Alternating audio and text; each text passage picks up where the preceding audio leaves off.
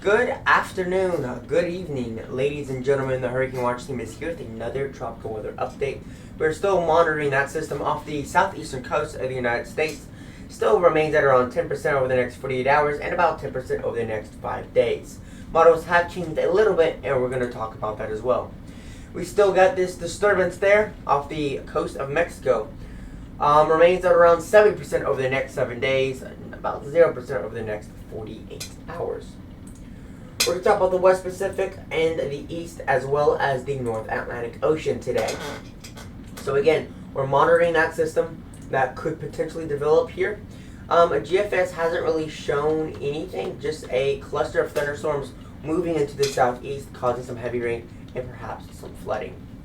The model that I really like to look out for is this model, which does generally do a pretty good job at locating systems. So it does look like we could see a closed low as it moves away from the North Carolina coast and Virginia coast. As it moves away, it may actually intensify a little bit down to 1009, 1008 millibars before more weakening and being pulled apart by that jet stream. That seems like the most reasonable outcome for this system. Now taking a look there at the East Pacific Ocean with that system there off the coast of Mexico. We are still monitoring it.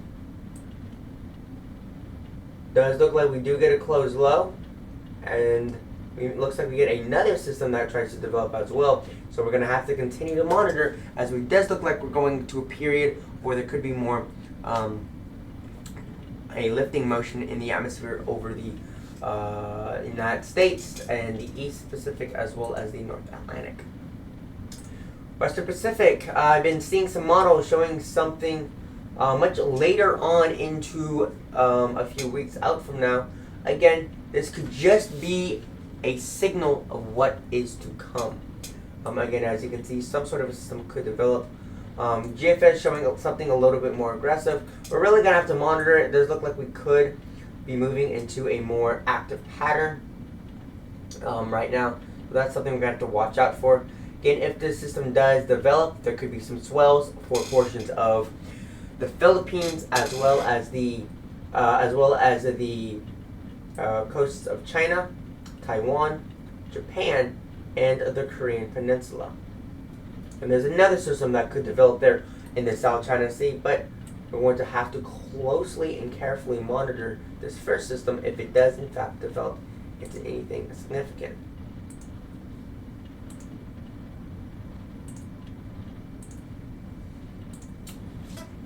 Overall, looking at the North Atlantic, taking a look at the shear, there's generally some decent to weaker shear right there, right off the southeast coast. That would be ideal conditions for some sort of a system to develop. But right as it begins moving away from the coast, it almost immediately interact with that moderate to higher and stronger shear.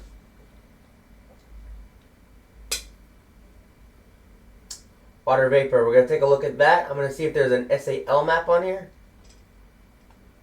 I don't see one. I'm probably looking right past it. Right here. Boom. So again, this is the Saharan air layer, as you can see. Lots of Saharan air. As you can see, this big plume of Saharan air just sort of sits there over the North Atlantic. Generally looking at the Gulf of Mexico and the Caribbean, generally the Saharan air isn't super strong there. In the eastern portion of the Caribbean, there is some more decent Saharan air, but the heaviest amount of Saharan air, again, remains right off into the main development region right now. Which is why we aren't seeing any systems.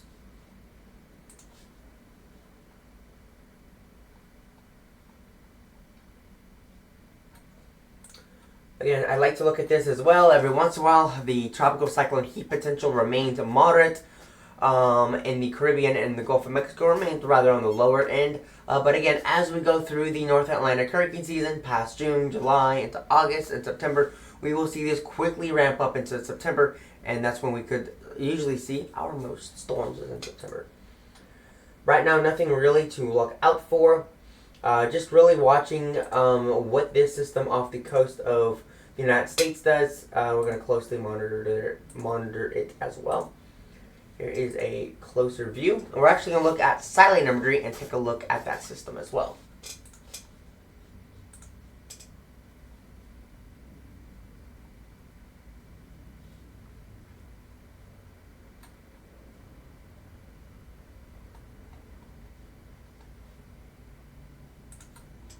So then there is that storm right down here, that cluster of thunderstorms that we are closely monitoring. If we go to, you can see a better view of this. We are seeing some thunderstorms and some clouds right here. Nothing very well developed at all. Very, very disorganized. Upper level low right here, moving away from the east coast of the United States. That cold front, as this moves, it's going to move into a generally favorable area for for development for tropical cyclone activity. So that's why we could see an uptick, or that's why we do have that chance of seeing this become something. Regardless of tropical cyclone formation, heavy rain is expected for the southeast coast, including the states of Florida, Georgia, South Carolina, and North Carolina. Overall, that's pretty much it. It's a really quick weather update. Not a lot going on with their system at all. Just closely monitoring to see what this storm is going to do. And there's going to be some thunderstorms. And then obviously that storm in the East Pacific, we're monitoring it as well. No new changes, just a greater chance over the next 7 days. And then obviously we're looking for the chance of some sort of tropical cyclone development potentially over the next 7 days or so there in the West Pacific. As that happens, if we do get something, we will continue to do updates and tropical weather videos on it and give you all updates on those systems. But for right now, that's going to be it for today, guys. Thank you so much for watching. This has been a very quick but simple tropical weather update. We're going to do these quick, between 5 and 10 minute weather updates. Quick, simple, give you the facts, and I'll be out of here. That's it for today, guys. Take care, stay safe, and peace out.